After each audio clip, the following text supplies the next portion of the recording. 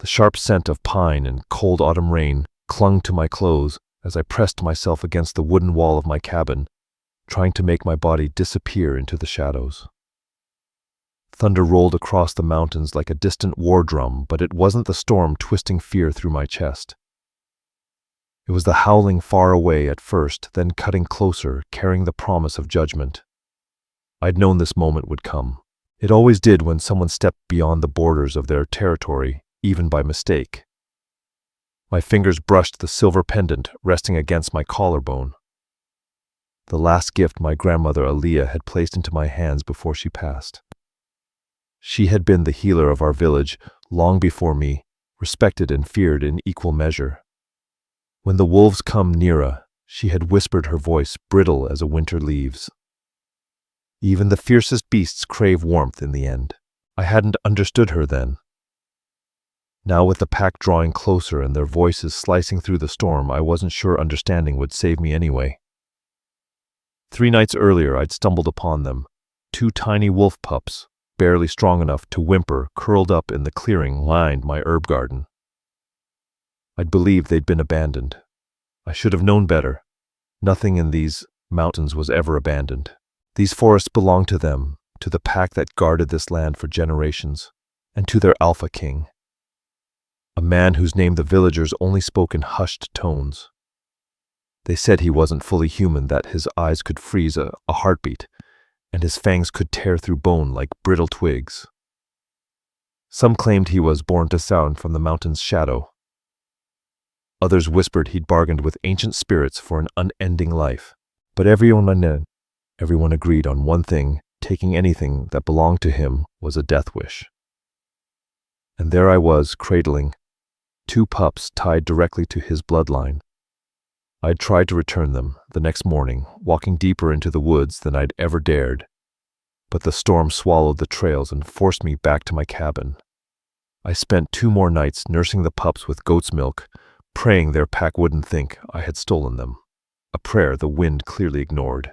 The howls grew sharper, layered with something far heavier, the thudding footsteps of men and women who moved like shadows given flesh. I pressed the pups closer to my chest, feeling their tiny hearts flutter against me.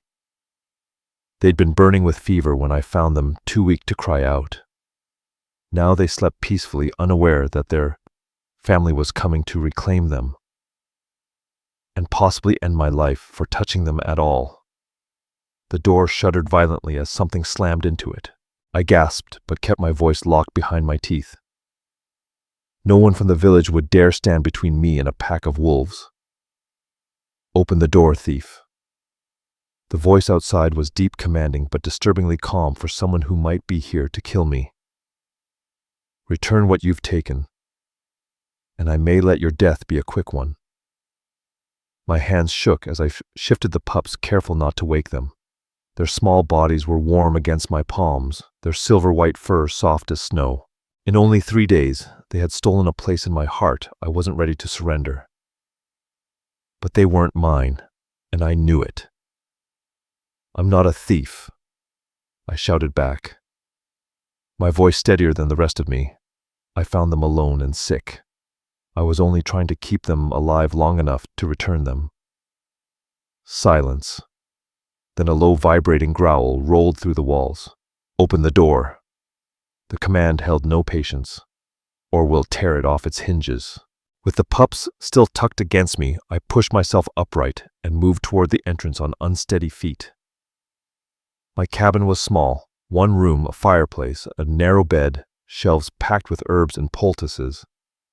It had always felt comforting, a shelter.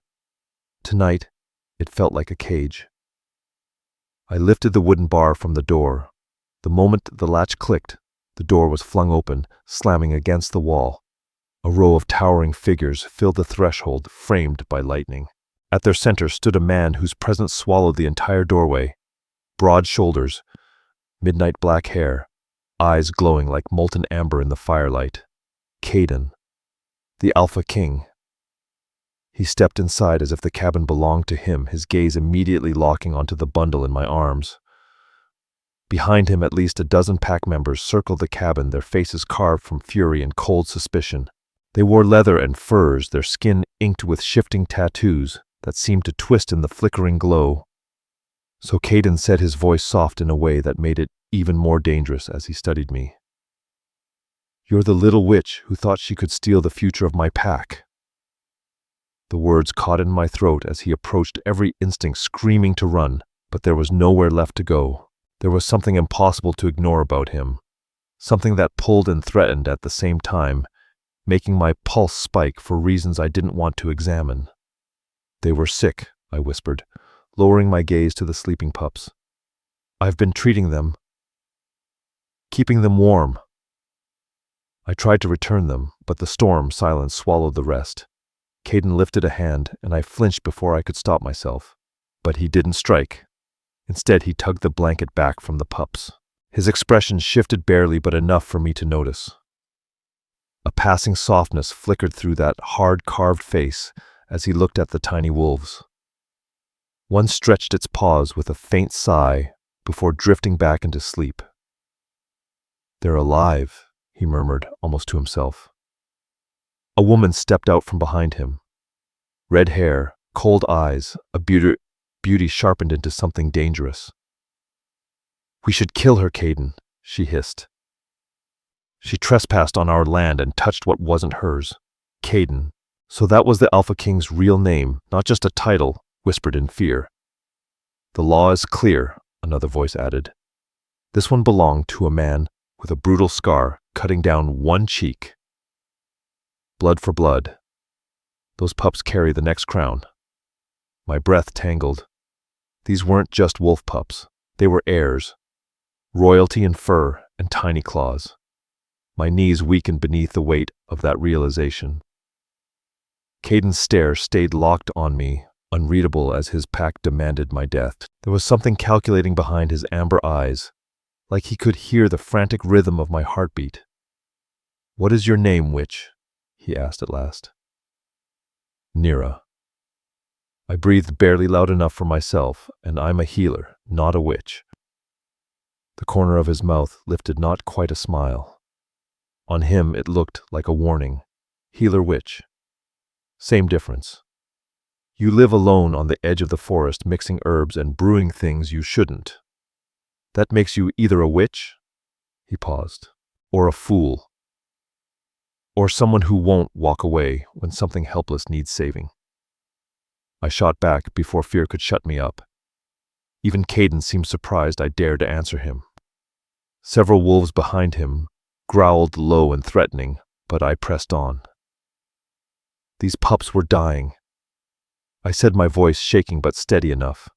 "I found them near the white oak, feverish, barely breathing. Should I have just left them there?" The redhead snarled. "You expect us to believe the Alpha King's heirs were abandoned, his children. Not just heirs, his children." I looked up at Caden with dawning horror. No wonder they had come in force. No wonder they wanted blood.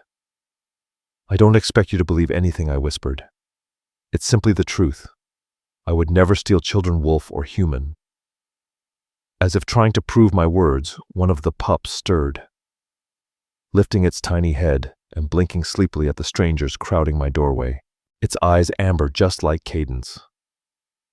It yawned, showed off a line of tiny teeth, then burrowed against my chest with complete trust. The cabin fell silent. Every wolf watched with a mix of shock and suspicion. Caden didn't move, but something in him shifted, a subtle loosening of his shoulders, a soft flicker around his eyes. "The white oak clearing is protected," he finally said. "No one enters without our knowing." "Someone did," I replied softly. "Someone left them there to die." The accusation hung like a blade between us. I had all but suggested a member of his pack had attempted to murder the Alpha's heirs, a crime punishable by death. Caden's jaw hardened, and for a moment dread poured through me. Then the second pup woke with a whimper.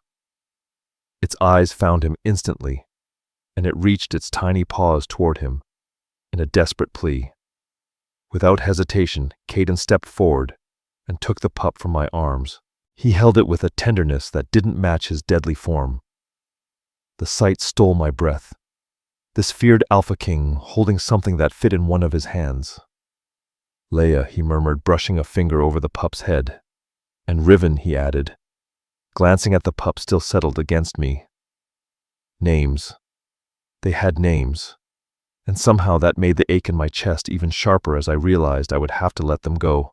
They still need treatment, I said, forcing myself to sound calm and clinical even as my pulse hammered. The fever's broken, but their bodies are weak. They need milk every few hours, and the medicine I've been... You'll show us how to do it, Caden cut in, his tone flat and absolute. It wasn't a suggestion. I stared at him, struggling to understand. You're taking me with you. The red-haired woman snapped forward, fury twisting her beautiful features. Caden, you can't be serious. She's human, an outsider. She has no right to step foot in our territory. Enough, Mira. His voice never rose yet, the command hit with the weight of stone. She backed away immediately, though her eyes still burned holes through me. Caden turned to me again, his expression cold and decided. You'll stay with us until they recover. You'll teach our healers everything you've done. If your story holds and your service proves useful, you'll be allowed to return home. It wasn't freedom. It was a stay of execution, but if it kept Leia and Riven alive, it was a sentence I could endure. What about my village, my patients, I asked, heart aching at the thought of them, the mothers close to birthing the elderly man who wheezed through every winter night, the children I bandaged and soothed. Your village survived before you existed, he replied without sympathy. It can manage without you for a few weeks. Weeks. I would be trapped in the wolves' land for weeks, surrounded by people who wanted me dead, relying on the mercy of a man rumored to have none. Outside the storm raged harder, rain beating against the windows, thunder rattling the beams of my tiny home. It mirrored everything inside me, fear, confusion, and a pull toward the Alpha King. I couldn't explain. Get what you need, Caden ordered. We leave now. My hands shook as I grabbed my herbs, tinctures, and cloth bundles. Riven shifted against me, curling closer for warmth. Would he remember me after this ended? Probably not. But I would remember him, his sister, and the night the pack came hunting for blood. And found something else instead. When I lifted my gaze, Caden was watching me, his amber eyes reflecting the firelight, ancient, unknowable, unforgiving.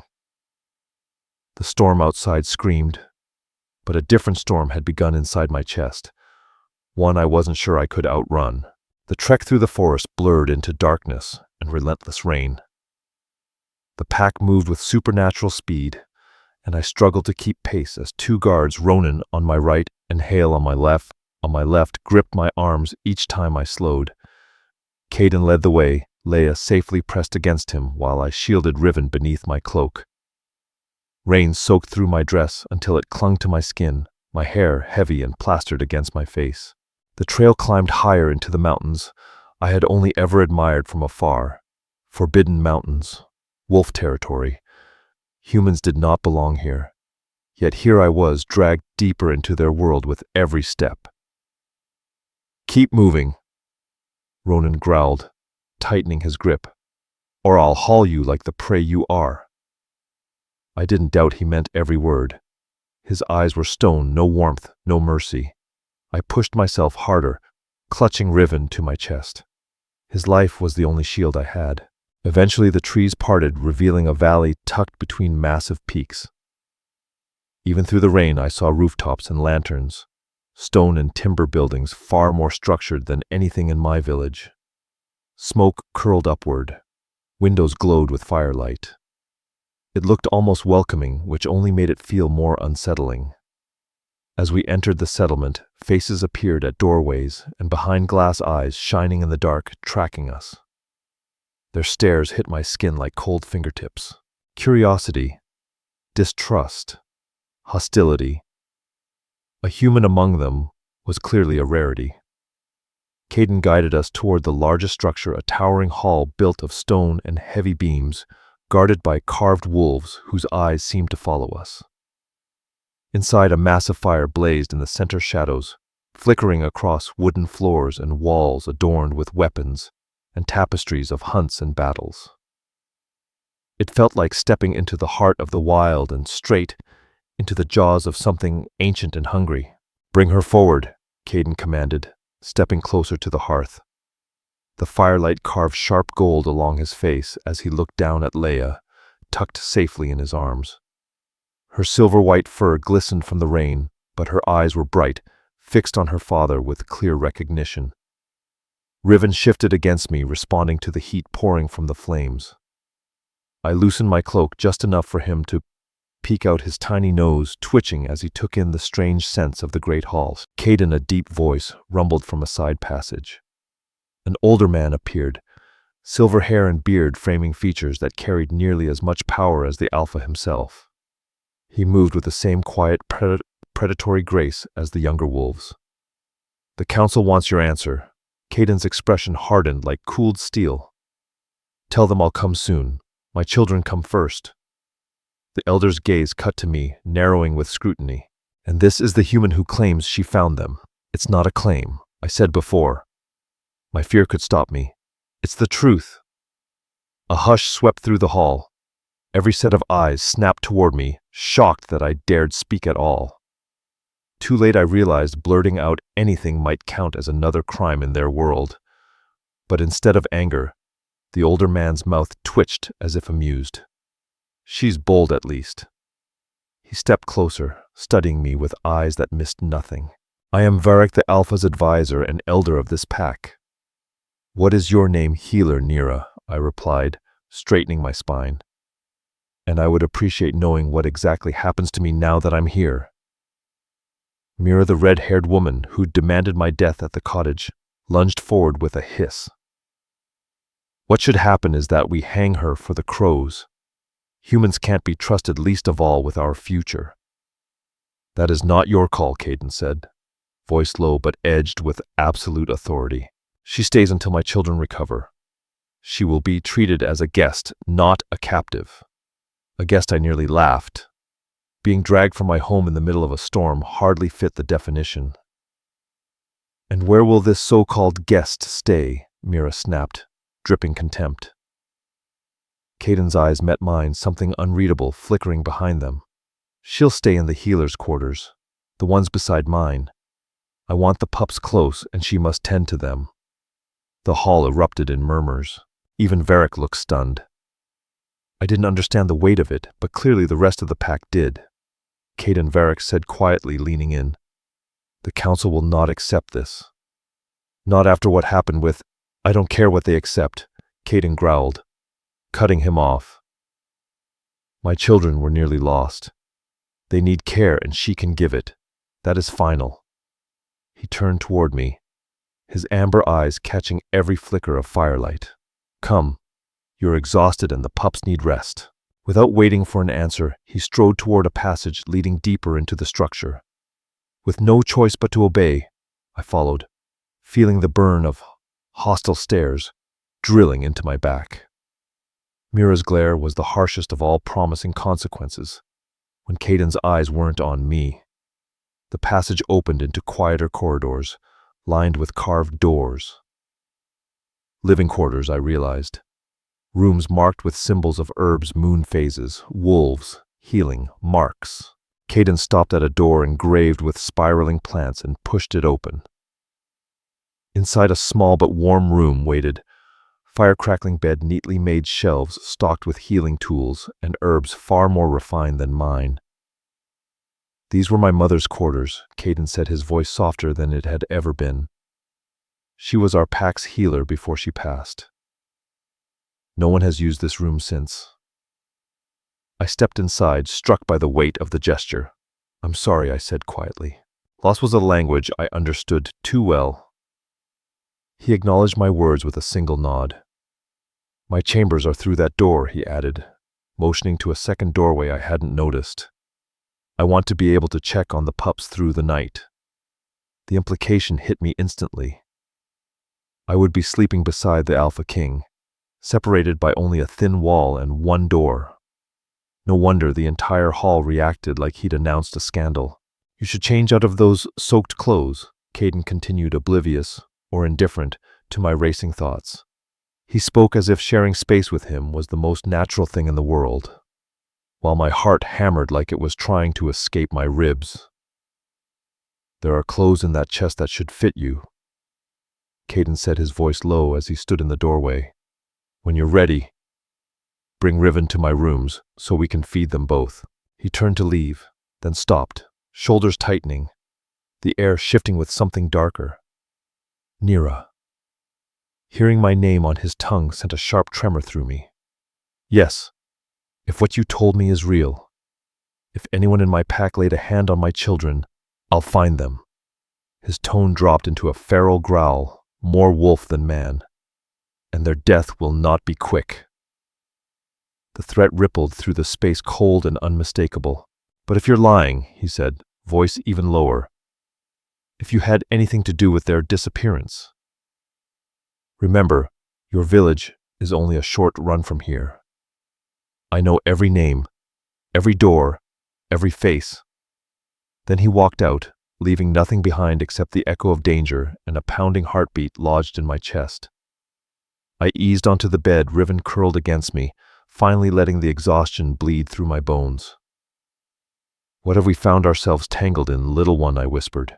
He answered by licking my hand with that tiny, trusting pink tongue, sweet enough to sting my eyes with unwanted tears. In only 3 days, these pups had carved their way under my ribs. They were never mine to claim, yet here I was, deep in wolf territory, surrounded by people who would gladly spill my blood the second Caden stopped protecting me. And even that protection depended on proving I wasn't involved in the twins' abandonment. A mystery I had no way of solving. With a slow breath, I set Riven on the blankets and opened the chest Caden had pointed to. Inside were simple but beautifully crafted garments, linen shifts, wool dresses, leather vests. They were clearly made for a woman. Maybe for Nirael, his mother. Maybe someone else. I chose a long green dress that seemed closest to my size and changed quickly, knowing Caden wasn't the type to be kept waiting. My own clothes were soaked beyond repair, so I draped them near the fire to dry, praying the lingering human scent didn't offend. Every wolf knows in this den. After combing my fingers through my damp blonde hair and splashing cold water on my face, I picked up Riven and walked toward the connecting door. My hand hovered over the wood nerves, twisting tight. 24 hours ago, I had been in my cottage, quiet, simple, safe. Now I was about to step into the private chambers of the most feared alpha on the mountain, holding his child, uncertain whether I would leave this place alive. I knocked softly. Enter came instantly. I pushed the door open to reveal a chamber larger than my entire home. A massive bed dominated the space, and the fire was big enough to cook an ox. Caden stood at a table near the flames, mixing something in a wooden bowl. Leia was curled in a nest of furs close by, watching him with bright silver eyes. "The milk is ready," he said, not looking up. "Show me how you've been feeding them." I approached carefully, Riven squirming as he caught the scent. "I've been using a cloth soaked in goat's milk," I explained. "They're still too young to drink on their own, but they can suckle from the cloth." I demonstrated, and Riven latched immediately, kneading my arm with tiny paws as he drank. Caden watched every movement, then mirrored my actions with Leia, his large hands shockingly gentle as he guided her. For a moment, we weren't alpha and intruder, just two people feeding helpless little lives. When Riven finished and settled peacefully against me, I caught Caden watching me with an unreadable expression, suspicion, curiosity, and something more complex beneath. "Tomorrow," he said at last, "you'll tell me exactly how you found my children, every detail." His amber eyes hardened. "And Nira? I'll know if you lie." Morning came with pale sunlight slipping through shuttered windows and the distant murmur of a waking village. For a brief second I forgot where I was until the scent of cedar and smoke reminded me. I was in wolf territory, in the healer's room of a woman long dead, with my life hanging by a thread. Riven stretched in his little fur-lined basket and let out a tiny yawn, showing soft pink gums. Despite everything, the sight warmed something in me. At least one of us slept, I whispered, stroking his silky fur. His amber eyes, so much like Caden's, blinked up at me with pure trust. From behind the connecting door came faint noises, soft footsteps, metal, shifting low voices. Caden was awake, and not alone. I dressed quickly in a simple blue gown that fit more comfortably than the green one, washed my face, braided my hair, then picked up Riven. I hesitated at the connecting door. Should I knock? Wait. Enter. The dilemma ended when the door opened on its own. Caden stood there in a black tunic and leather breeches, hair still damp. His gaze swept over me briefly, then landed on Riven. Good. You're awake. His voice revealed nothing of what he was thinking. Bring the pup. We've got a lot to talk about. I followed Caden into his chambers, the room looking different. In the daylight, still impressive, still built for a king, but somehow less threatening, with the sun slipping across the floors. Leia was already awake, batting at a strip of leather in her fur nest. The second she spotted her brother, she squeaked in excitement. Then, before my mind could even process it, her tiny wolf form stretched fur, pulling back bones, reshaping in a smooth ripple, until a human toddler lay among the furs, reaching out with chubby hands. Riven, she chirped clear as a bell. I nearly dropped the pup in my arms. Caden glanced over, a tired, almost smile tugging at his mouth. You didn't know, he said. Truly. I shook my head, speechless.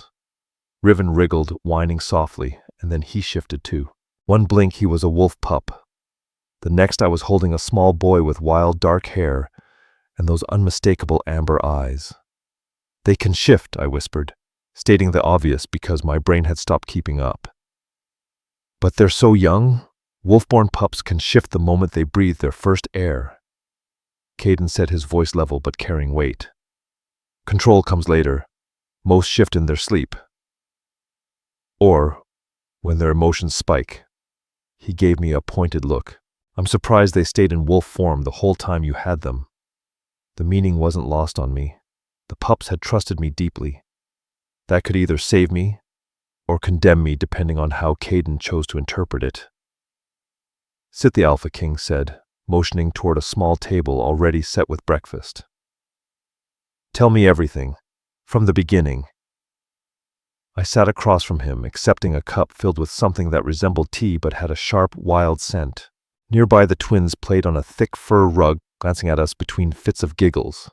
3 days ago, I began steadying my breath. I went to gather herbs in the clearing near the white oak, the one next to the stream. I don't usually go that deep into the woods, but I needed moonflower, and it only grows there. Caden's eyes narrowed, cutting clean through me. That clearing is sacred to my pack. It's protected by our strongest wards. His voice dropped. No human should be able to find it, much less walk into it. I lifted a shoulder helplessly. I've been going there since childhood. My grandmother showed it to me. She told me it was a place of power. She never mentioned wards, or that it belonged to your pack. That clearly unsettled him. He leaned in, studying me with sharp focus. Your grandmother, the former healer. His tone shifted, tightening. What was her name? Elise. Elise Blackwood.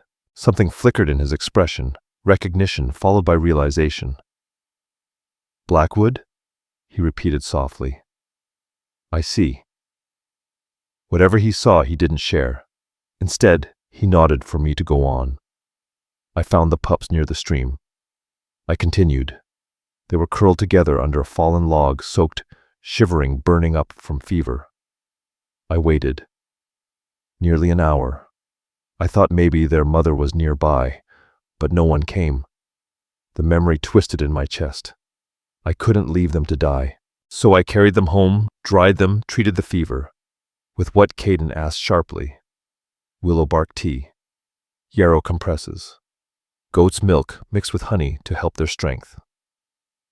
The twins were now stacking wooden blocks, toppling them over and giggling like they hadn't nearly died days ago. The next day I tried to return them, I said. I went back to the clearing, waited, called out.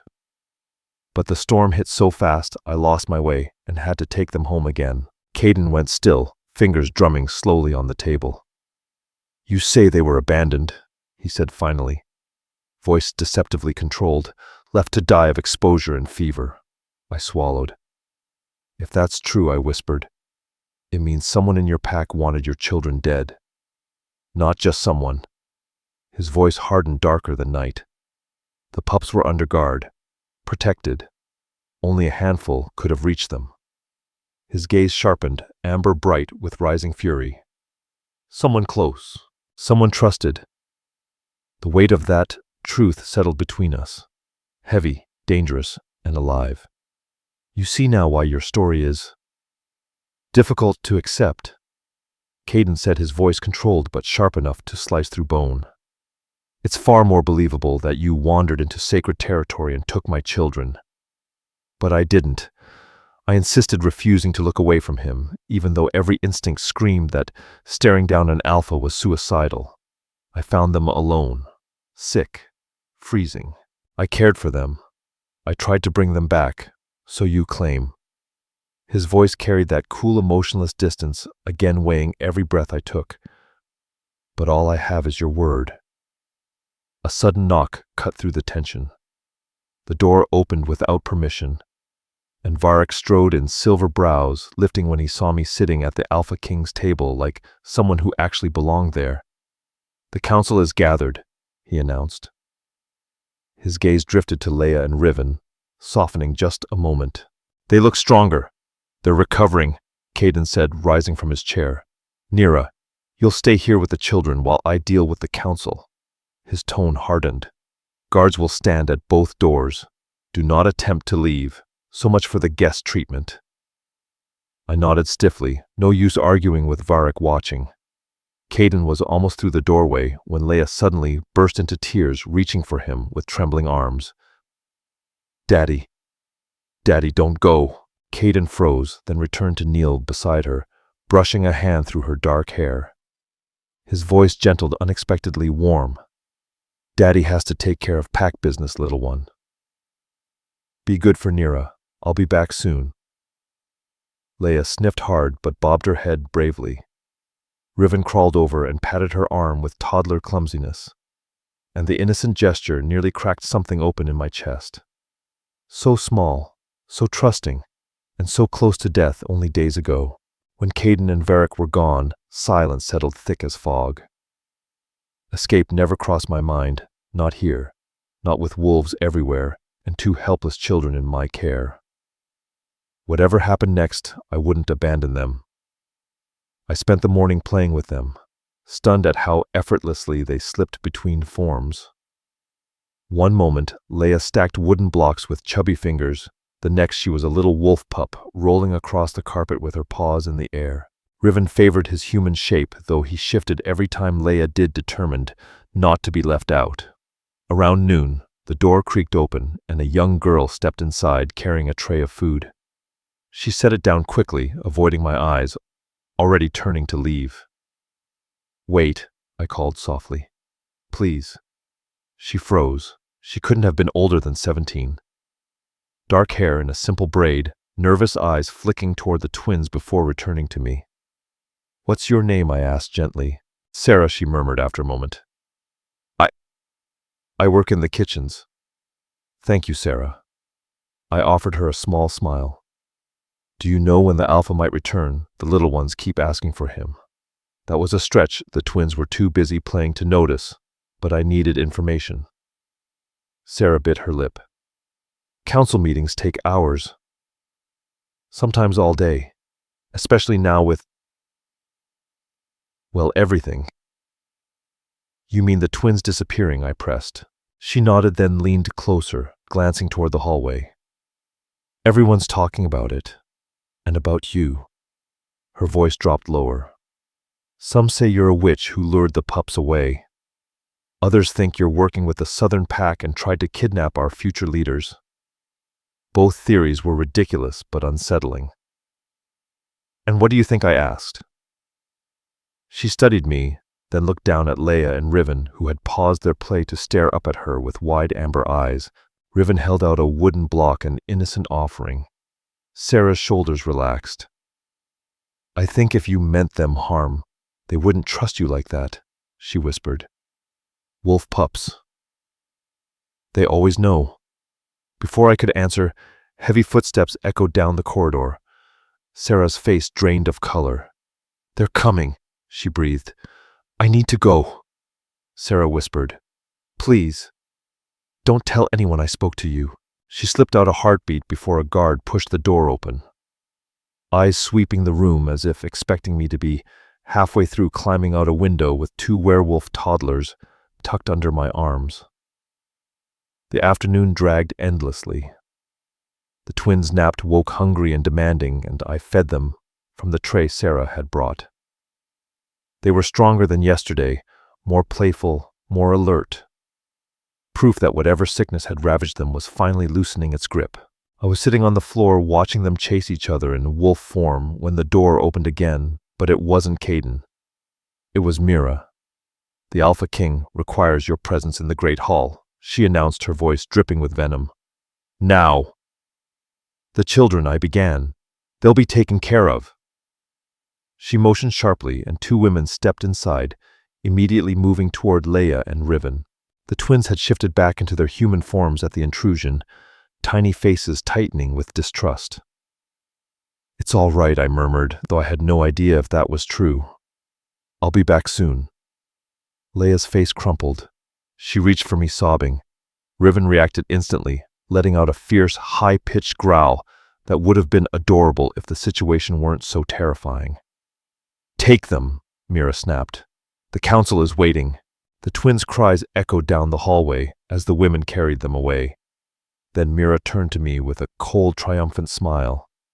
"The Alpha might fall for your innocent routine," she said softly. "But the rest of us aren't so gullible. Whatever trick you used to make those pups trust you, it won't save you now." Her fingers clamped painfully around my arm, dragging me toward the great hall, like she was escorting a criminal to execution. The hall had transformed since last night. Wolves, every one of them, in human form, filled the chamber in a wide semicircle.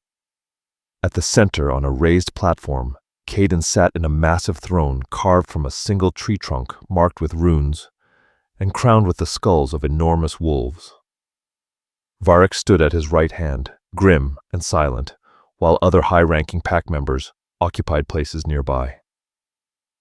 Mira shoved me forward until I stood in the middle of the circle, exposed and alone, dozens of predatory gazes sinking into my skin. The room went deathly quiet. Near a Blackwood, Caden's voice rolled through the hall, not loud, not harsh, yet absolute in its authority. "You stand before the Council of the Northern Pack accused of trespassing on sacred ground and interfering with the royal bloodline." I lifted my chin despite the tremor in my legs. "I saved your children's lives," I said. "I found them abandoned and fevered. I cared for them. I tried to bring them back." A ripple of shocked voices moved through the crowd. Clearly, many hadn't heard that version. Silence. Caden's command cut through the room like a blade. His amber eyes locked on mine, unreadable and intense. "The council has spent the day considering your claims," he said, "and investigating the disappearance of my children." My heart pounded so loudly I could barely hear. Varric Caden said quietly, "Present what you found." The silver-haired advisor stepped forward, scanning the pack before turning his penetrating gaze on me. We examined the white oak clearing. Varric began. There were indeed signs of intrusion. Scents where there should not have been scents. Tracks partly erased by last night's storm. He paused. I held my breath. "The guard assigned to the royal nursery on the night the twins vanished," he continued, "has not reported for duty in 4 days. His chamber is empty. His belongings gone. He appears to have fled." A wave of murmurs swept the hall. Caden's expression didn't change, but the whitened grip on his throne told a different story. And furthermore, Varric added, pulling a small vial from his cloak. This was discovered hidden beneath the floorboards of his quarters. It contained a smear of thick, dark liquid. Our healer identified it as hemlock extract, Varric said. A poison lethal to wolf pups. Gasps and low growls erupted through the hall. Relief slammed into me so violently, my knees nearly buckled. For the first time since this nightmare began, I wasn't the one standing in the line of fire. They had found proof backing my words. Evidence that treachery had taken root inside the pack. This proves nothing, Mira snapped, stepping forward like she owned the entire hall. Her voice sliced through the noise. The guard could have been working with her. She jabbed a finger at me. A human accomplice to steal the heirs. And then I decided to nurse them back to health instead of letting them die. I shot back, unable to swallow my frustration. To what end? What possible reason would I have for something that insane? The Southern Pack would pay dearly for the Alpha King's heirs, someone shouted from the crowd. Perhaps she planned to sell them once they recovered. The accusation was so ridiculous, I nearly laughed until I saw the hard, suspicious eyes surrounding me. I'm a healer, I said, raising my voice to the full circle of wolves. My grandmother was a healer, her mother before her. We've served our village for generations, bringing life, not death. I found 2 sick pups alone in the woods, and I did what any decent healer would do. I swallowed. I helped them. Some in the crowd seemed moved, their hostile expressions softening, but others, including Mira, looked ready to tear me apart. The Blackwood name is known to us, Caden said, suddenly pulling every gaze back to him. His tone was calm but heavy with meaning. It has been many years since a Blackwood crossed our path, but the bloodline remains significant. I stared at him. What? My Lord, Mira protested sharply. You're not seriously claiming this human. I'm claiming nothing. Caden cut her off, cold and final. I'm stating facts. Varric has verified her lineage.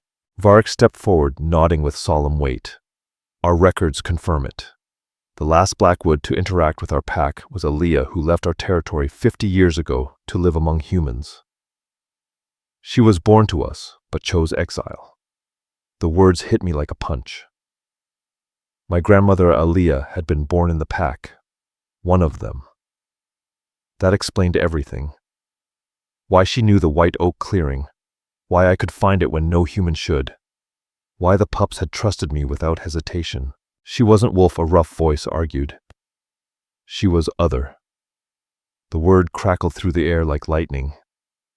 Everyone seemed to understand it except me. She was pack, Caden said, his voice brooking no argument. As was her mother. The gift skips generations at times, but the blood remains. His piercing gaze locked onto mine. Haven't you ever wondered why the sick seek you out? Nira?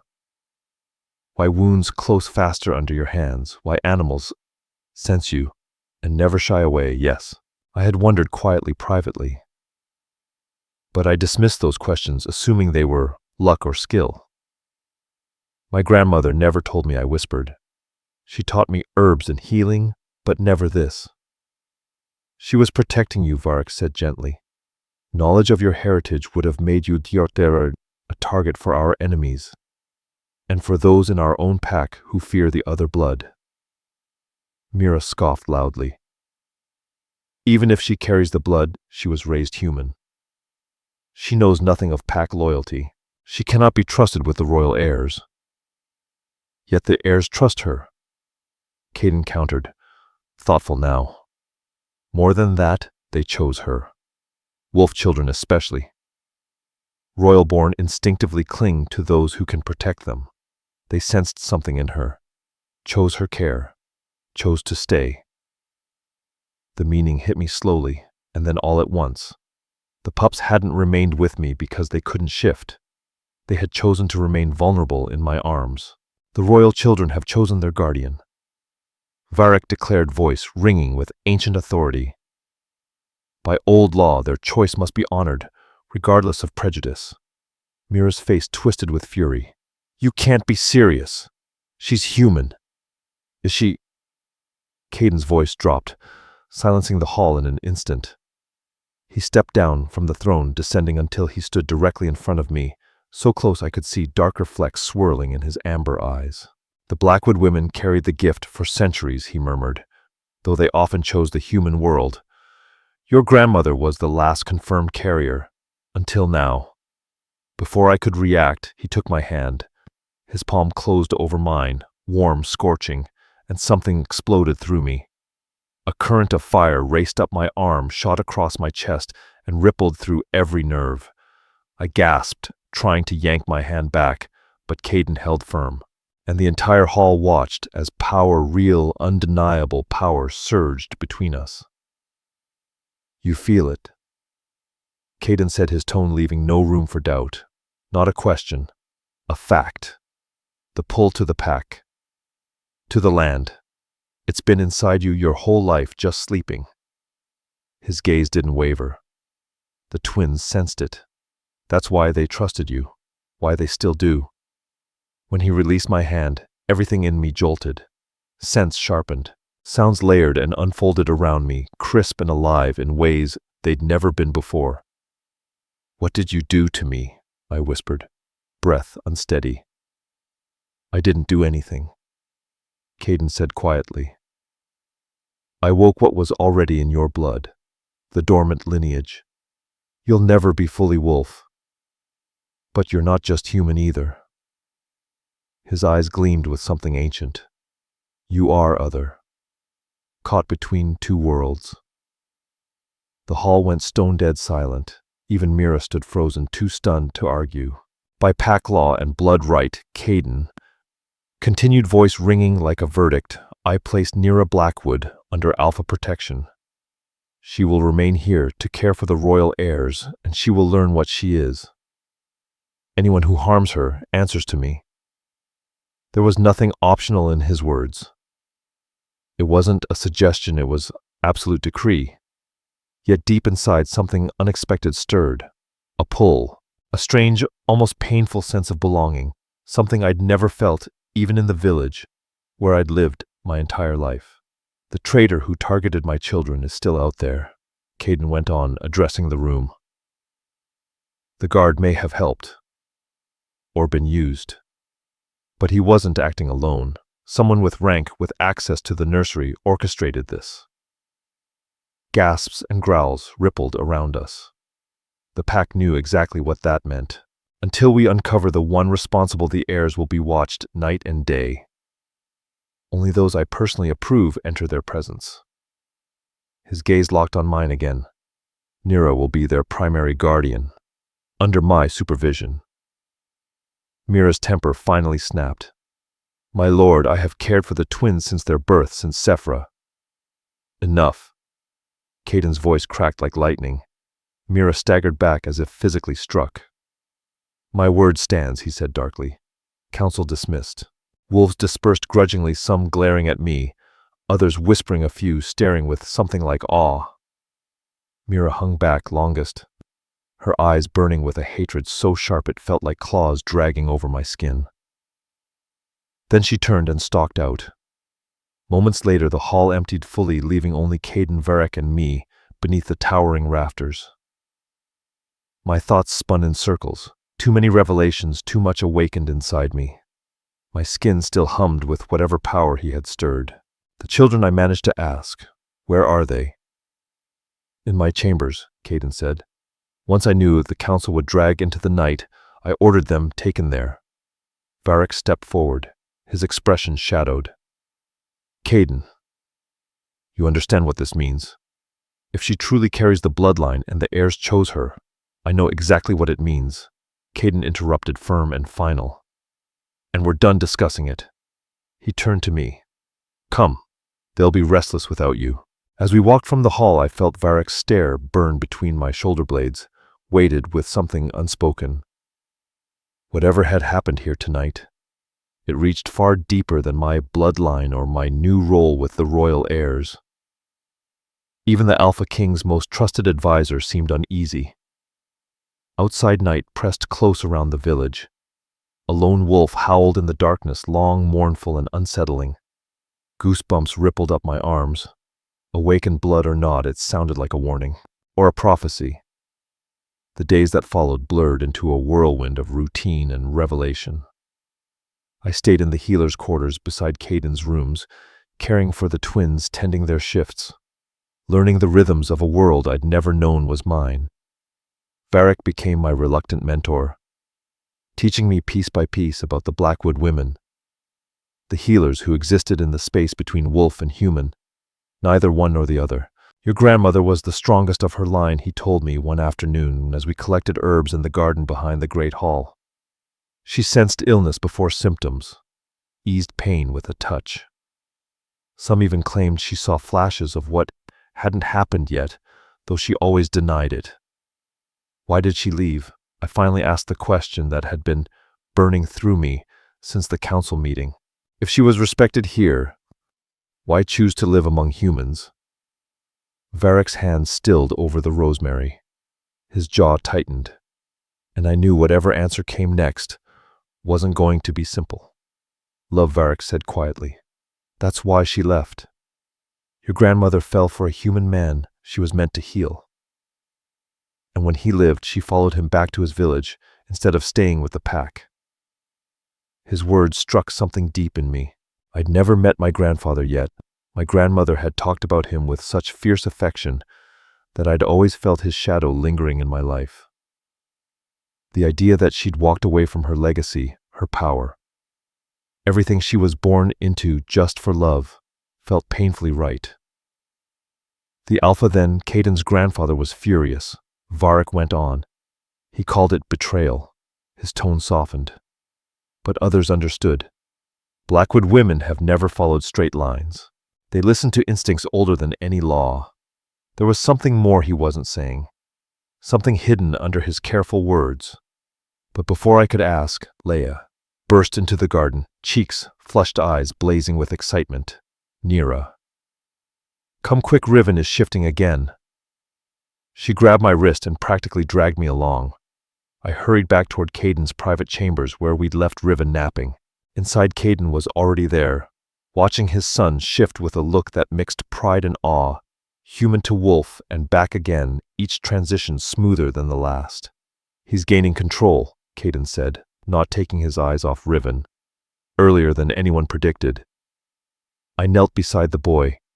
Riven grinned at me, then shifted again, his small wolf form glowing with confidence. That's incredible, I told him, unable to hide my smile. You're getting stronger so fast. And it was true, both twins were thriving since I'd arrived. Fever's gone, spirits restored their shifts, steadier with each day. Soon they wouldn't need me the same way. The thought stung more than I wanted to admit. They're healing because of you, Caden murmured. When I looked at him, his gaze held me like a hand at my throat. Your blood calls to theirs. That's why they chose you in the forest. The idea that the twins hadn't been abandoned, that they'd reached for me, still felt unreal. You think they sensed me? I asked, trying to stay logical despite everything I'd learned. That they knew a Blackwood was close. Wolf children, especially royal ones, recognize those who can protect them, Caden said, stroking Riven's fur. The boy nipped at him playfully. When danger closes in, they go where the bond is strongest. You were the safest place they could find. A strange warmth filled me, admiration, fear, responsibility, nangled together. The traitor hasn't tried anything else, I said, trying to shift the conversation away from the weight of his words. Maybe they've backed off since you doubled security. Caden's expression sharpened. They haven't stopped. They're waiting, watching. I can feel it. Weeks of investigation had yielded nothing. Whoever had plotted to harm the twins, someone with access, authority, motive, was still hidden among the pack. The tension wore on him. I saw it in the careful attention he gave every guard rotation, the sleepless nights he paced outside the nursery. You need rest, I blurted, touching his arm before my brain could stop me. You can't protect them if you collapse. He froze, not pulling away, but stunned by the contact. Something unreadable flickered in his eyes, and for a heartbeat, the air between us felt charged. "I'll rest when they're safe," he murmured. "Not before." Our eyes held. That same electric sensation surged through me, the awakened blood reacting to him, to the alpha power coiled under his calm. I pulled back first, focusing on the twins who had launched into a game that involved rapid shifting and gleeful shrieks. That evening, the pack gathered for a full moon feast. The great hall glowed with torchlight, and Garland's tables heavy with food musicians playing wild pulsing rhythms. Hierarchy softened for a single night, but that didn't stop the lingering stares. I sat at the high table beside Caden, the twins between us, painfully conscious of the whispers swirling around me. His decree had granted me protection, yes, but not acceptance. Mira, pushed to a lower table for the first time since the twins were born, didn't bother hiding her outrage. Her glare was sharp enough to cut bone. "Ignore them," Caden murmured to me, reading my unease with unsettling ease. "They'll adapt." I wasn't sure they would. But beside him, with the twins leaning happily against me for the first time, I hoped they might. "The pack adjusts. Eventually," Caden said, voice calm and steady. "And if they don't," I asked, watching as Leia stubbornly guided a spoonful of stew to her mouth, independent and defiant, even half asleep. "Then that's on them, not on you," he replied. "You've earned your place here, Nira." The way he said my name sent heat rushing up my neck. I lowered my gaze, unsure what to say. Over the past weeks, something fragile and complicated had grown between us, shifting from suspicion to respect to something neither of us dared name. As the feast stretched on, the twins grew drowsy. Their tiny bodies leaned into me without hesitation, trusting me in a way that felt both precious and overwhelming.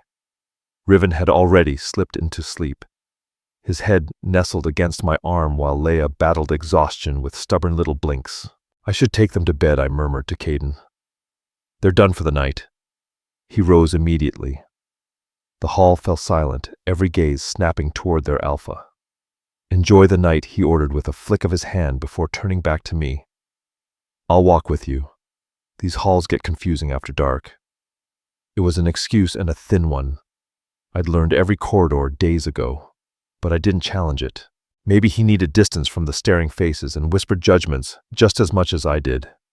We moved through the quiet hallways, each carrying a sleeping child. During deep rest, the twins often shifted without realizing it. Now small pups warm in our arms. Riven's tiny wolf form pressed against my chest, his breath feathering against my skin.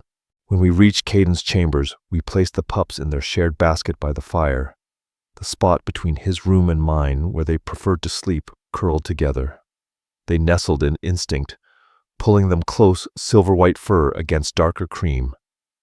"They look so peaceful," I whispered, "like nothing bad could ever reach them." "They're the future of this pack," Caden said softly. "Everything I do is for them." Something heavy lived under his tone, making me lift my eyes to him. In the firelight, he looked different, still powerful, still commanding, but stripped bare enough for a fracture line of worry to show through. "You're a good father," I told him, and I meant it. Behind the fearsome alpha, I had only ever seen gentleness when he touched his children.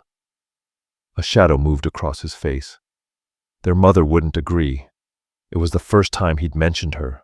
I knew only fragments, whispers that she'd left shortly after the twins were born, returning to her mountain pack, leaving her newborns behind. But no one ever spoke of the details around me. "She left them," I said quietly. "She left you." Caden stepped to the window, staring out at the moonlit forest stretching beyond the keep. "She came here as part of an alliance," he said at last. "The marriage was arranged. The twins were meant to bind our bloodlines. But she didn't want this life. Didn't want them." His jaw clenched. When they were barely a month old, she renounced them and went back to her people. The pain in his voice wasn't the pain of lost love, no.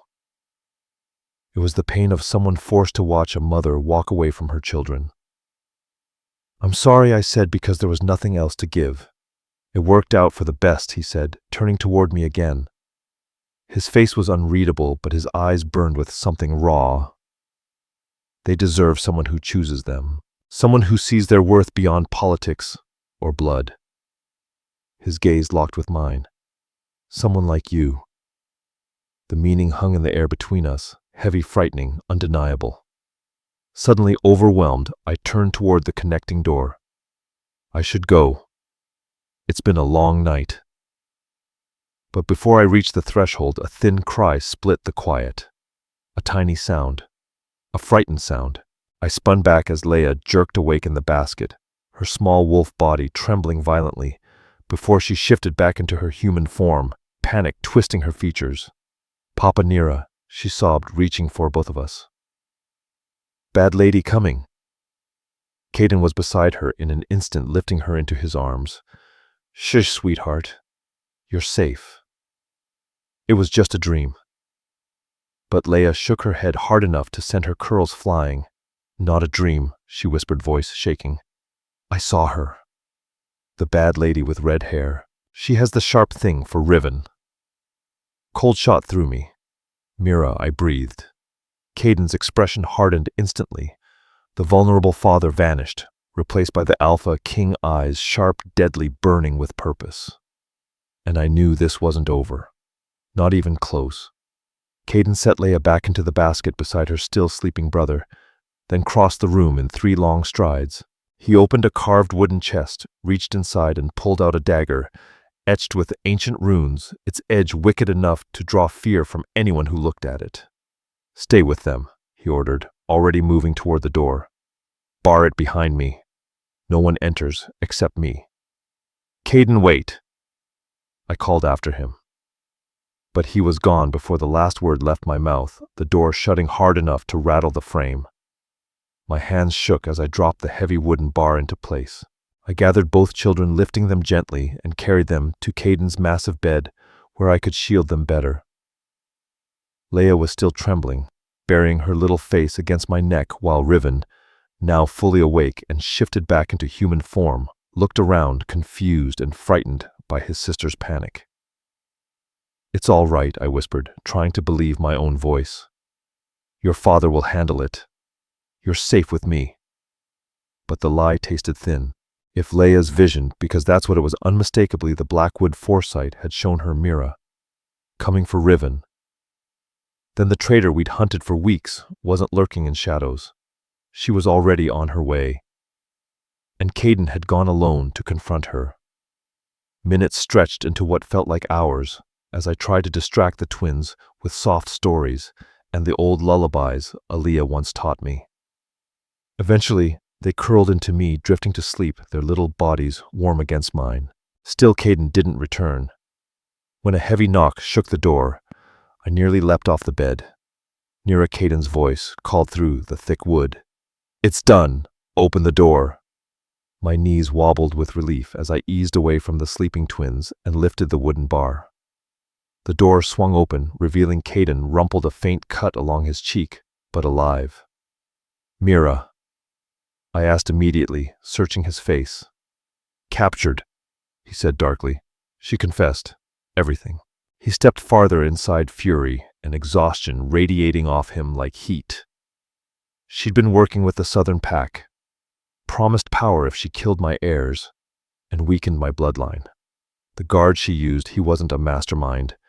He was her lover. Manipulated. I let out a choked breath. She will face Pack justice at dawn, he said, voice turning cold steel. For treason, the sentence is death. For a moment, pity flickered through me for a woman so consumed by envy she'd tried to murder children. But it vanished quickly. She had chosen her path. She had chosen what she would become. The twins, Caden asked, looking past me. Safe, I assured him. They're asleep now. His expression softened only for them. Leia's gift. It saved them. And maybe saved you as well, he said quietly. The Blackwood blood runs strong in her. And in you, though yours shows itself differently. He stepped closer gently, brushing a loose strand of hair away from my face. His touch was soft, far softer than the man the pack bowed to. "You've become essential," he murmured, "to this pack, to my children." His voice lowered, "To me." The confession stole the breath from my lungs. "I should never have doubted you," he said, eyes locked on mine. "From the moment you stood your ground in that cottage, terrified but refusing to yield, I should have seen what the twins already knew." He paused. "That you belong here. With them. A beat. With us. Us." A small word. A devastatingly powerful one. I swallowed hard. "I don't know if I can be what you need me to be. I'm still figuring out what I am. What being other even means." "You are exactly enough," Caden said. Firelight flickered in his amber eyes. "You always have been." As dawn spilled gold over the mountains and lit the Alpha's chambers, my choice settled deep inside me. Quiet, steady, undeniable. Not born from fear or obligation, but from love. Love for the two small lives who had curled themselves into my heart, and for the fierce, complicated man who had dragged me into his world and somehow become part of mine. The night the pack stormed my cottage, they came hunting for blood. Instead, they found their pups sleeping on an Omega's chest, and the Alpha King relented. Now, many moons later, they would find something entirely different. A family improbable, forged in danger, shaped by trust. A healer who bridged two worlds. An Alpha who learned that strength sometimes meant choosing softness. Behind us, the twins stirred tiny hands, reaching out instinctively, seeking us. Together, we went to them. Two guardians instead of one. Bound not by law, nor by lineage, but by choice, by love. By the future we were ready to build.